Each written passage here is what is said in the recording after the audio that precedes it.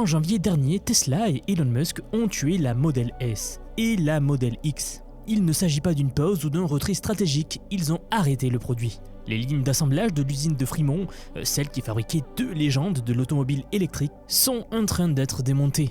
À la place, Tesla est en train d'installer une ligne de production de robots humanoïdes. Et le plus fou, c'est qu'ils visent une production d'1 million d'unités par an. Ça paraît complètement irréel, et ça l'était il y a encore 18 mois. Sauf qu'il y a à peine 3 jours, Elon Musk a dévoilé la puce qui va faire tourner ses robots.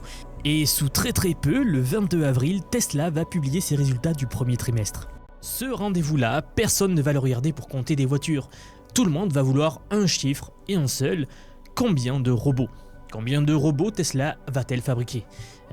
Au passage, petite parenthèse pour la culture générale, je ne sais pas si vous le saviez, mais le mot robot n'est pas né dans un labo ou dans une conférence tech. Il a été inventé en 1920 par un auteur tchèque, Karel Čapek, dans une pièce de théâtre qui s'appelle RUR. Et le mot nous vient du tchèque robota, qui veut dire travail forcé, ou littéralement qui veut dire la corvée qu'on imposait aux serfs. Donc il y a plus de 100 ans, quelqu'un avait déjà écrit le scénario complet. Et là, vous le voyez, nous sommes pile en train d'ouvrir le chapitre numéro 1. Ce qui nous ramène à Elon Musk, parce que la vraie question en ce moment, c'est jusqu'à où on va laisser la robota faire notre travail à notre place. Ce que je vais vous raconter aujourd'hui, c'est ce qui est en train de se passer vraiment, non pas la version commerciale, pas les promesses habituelles de Elon Musk, mais ce qui bouge concrètement sur le terrain cette semaine, car nous avons eu des infos. Revenons à Fremont, l'usine symbole de Tesla, celle où sont nées les voitures qui ont ringardisé une partie de l'industrie automobile. Début janvier 2026, Elon Musk l'a déclassé, et il l'a fait sans trembler d'ailleurs. Lors de la présentation des résultats du dernier trimestre 2025, il a parlé d'une mise à la retraite honorable pour les modèles S et X. Le mot est élégant, mais la réalité est un peu plus brutale. Ces lignes sont réaffectées à un robot humanoïde qui n'a pas encore été vendu à un seul client externe, le fameux robot Optimus, donc le robot de Tesla qui va arriver. Pourtant, la machine Tesla est déjà en mouvement. L'Optimus Gen 3, donc génération 3, existe, il marche, et on en a vu plein de vidéos, il est même sorti de l'usine il y a peu. Il y a quelques semaines, des passants l'ont filmé en train de circuler dans la Tesla Diner de Los Angeles. Ce n'était plus un prototype sur scène, ni une démo truquée, mais un vrai robot qui se déplace tout seul et qui reste debout quand quelqu'un passe à côté de lui. Fin mars, Musk a reconnu sur X que Optimus Génération 3 nécessitait encore quelques touches finales avant une présentation officielle. Ok, alors la phrase est volontairement vague, mais ce qu'elle cache est beaucoup plus intéressant en réalité. Le robot est déjà en train de faire du travail réel en ce moment même. Il n'est juste pas encore assez beau pour être présenté au monde.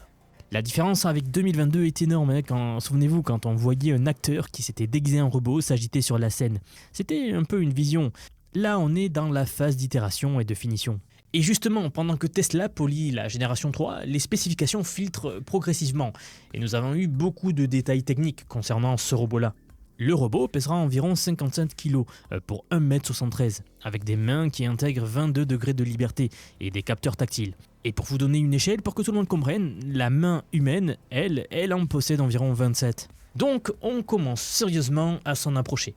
Et ça peut paraître un petit détail technique, mais c'est tout sauf anecdotique pour être honnête, parce que c'est exactement là-dessus que les roboticiens butent depuis 40 ans. Elon Musk lui-même a dit à maintes reprises que le défi d'ingénierie d'une main robotique est beaucoup plus difficile que construire le Starship. Il y a un truc que l'on appelle le paradoxe de Moravec, du nom de Hans Moravec, un chercheur qui a pointé dans les années 80 quelque chose d'assez contre-intuitif. Il a démontré qu'il est beaucoup plus simple d'apprendre à une IA à battre un grand maître aux échecs qu'à lui apprendre à tenir une tasse de café sans la casser. Autrement dit, ce qui nous paraît trivial à nous, comme attraper un objet par exemple ou visser un écrou, c'est en fait l'un des problèmes les plus durs de toute l'intelligence artificielle. Donc, quand Tesla arrive à 22 degrés de liberté avec des capteurs tactiles qui fonctionnent vraiment, ce n'est pas juste une ligne sur une fiche technique, c'est une des murailles historiques qui vient de tomber. Voilà pourquoi je voulais que l'on s'arrête 2 secondes sur les specs de l'Optimus Gen 3. Il est conçu pour enchaîner de longues sessions en continu grâce à des batteries interchangeables, donc pas de pause déjeuner, pas d'arrêt maladie, pas de charge sociale. Prix cible, une fois la production lancée à pleine capacité, entre 20 000 et 30 000 $, c'est-à-dire moins cher qu'une Tesla d'entrée de gamme. Nous parlons d'un robot humanoïde qui va coûter moins cher qu'une voiture et qui va travailler en continu. Est-ce que vous voyez où est-ce que tout cela va ? Alors, bien sûr, j'ai dit ça, mais vous vous en doutez, un robot ça ne marche pas tout seul, hein. Il lui faut un cerveau. Et c'est là que l'actu qui est tombée avant-hier devient vraiment essentielle. Musk a annoncé que la puce AI5 venait d'atteindre le stade du tape-out, donc c'est-à-dire l'étape finale avant la production de masse. Nous parlons d'une puce jusqu'à 40 fois plus rapide que la précédente dans certains scénarios. Musk a aussi précisé que cette puce ne servira pas à améliorer la conduite autonome des voitures, parce que selon lui, la puce précédente suffit déjà. L'AI5 est ciblée ailleurs, sur Optimus, et sur les clusters de supercalculateurs qui vont entraîner ces robots-là en orbite autour de la Terre.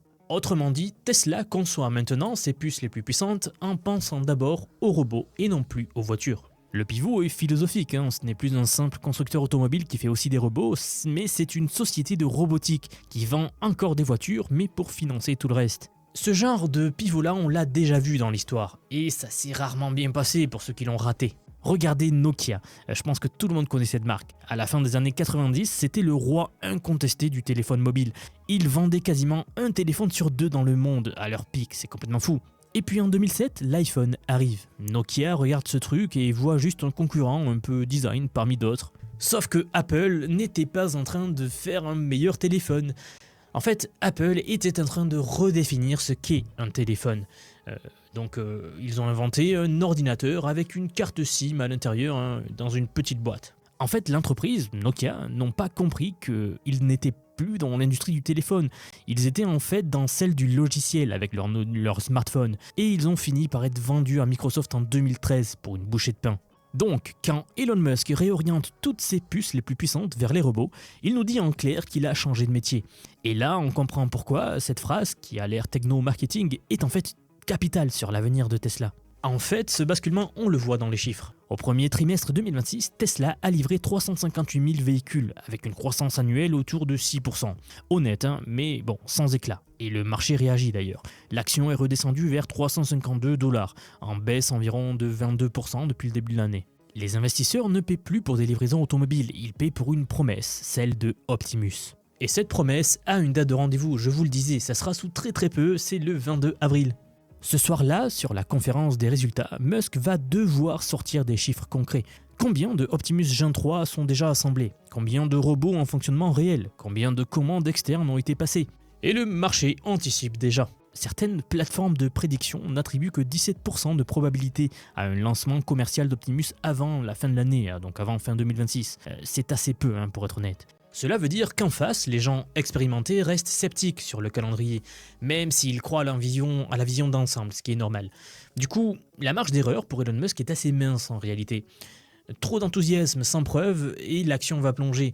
Mais d'un autre côté, s'il apporte des preuves solides, on va assister à un des plus gros retournements industriels des 20 dernières années. Et puis en parallèle, la semaine dernière, un dirigeant de Tesla Chine a lâché une info que peu de gens ont vraiment digérée. La Gigafactory de Shanghai va jouer un rôle central dans la production de masse d'Optimus, avec jusqu'à 1 million d'unités par an ciblées depuis là-bas. Pour ceux qui ne connaissent pas, c'est l'usine qui avait monté la nouvelle modèle Y à pleine cadence en 6 semaines seulement. 6 semaines, hein. La culture manufacturière de Shanghai, c'est probablement l'un des avantages les plus sous-estimés de Tesla. Et Elon Musk le sait très bien ça. Il paraît donc naturel qu'il va miser dessus pour Optimus. Et pendant qu'on parle de Tesla, il faut poser une vérité un peu inconfortable sur la table aussi. Vous savez, aujourd'hui Tesla n'est pas en tête. Pas vraiment, en tout cas pas sur les chiffres réels. En 2025, ce sont les entreprises chinoises qui ont livré la grande majorité des humanoïdes produits dans le monde, autour de 90%. Unitree a expédié plus de 5500 unités sur l'année dernière, AGI-Bot a dépassé les 5000. À côté de ça, Tesla, Figure AI et Agility Robotics, les grandes entreprises américaines de robots, ont chacun livré autour de 150 unités sur la même période, d'après le cabinet Omdia. Donc, pendant que l'on regarde les vidéos promotionnelles qui sortent de Fremont, les usines chinoises, elles, au contraire, livrent par milliers des robots, déjà.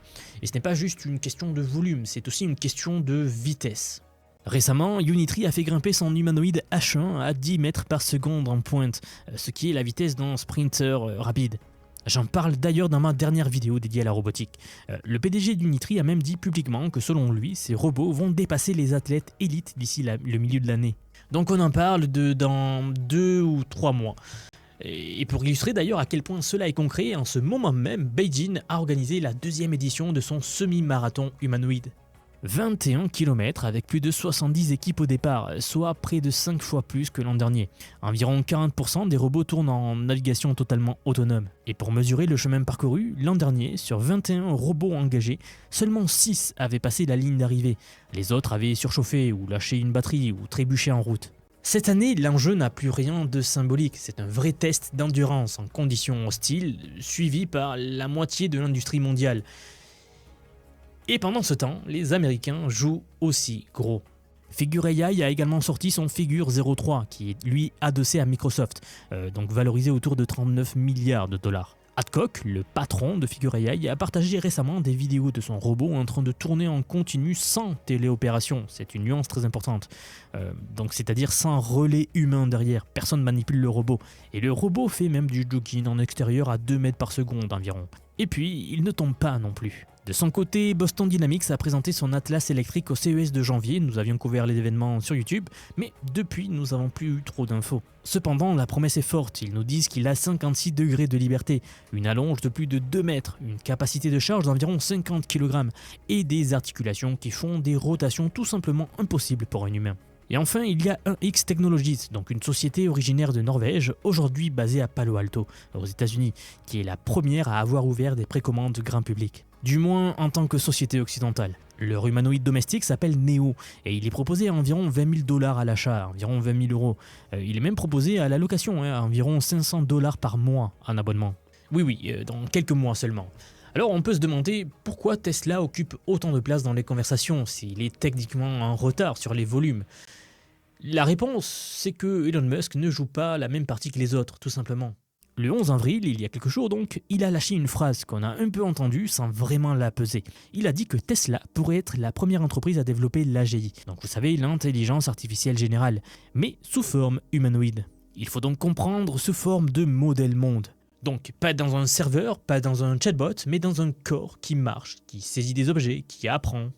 Et dans la foulée, il a évoqué l'idée d'Optimus comme potentielle sonde de von Neumann, c'est-à-dire capable un jour de s'auto-répliquer pour explorer d'autres mondes. Vous savez, Elon Musk ne cite pas von Neumann au hasard.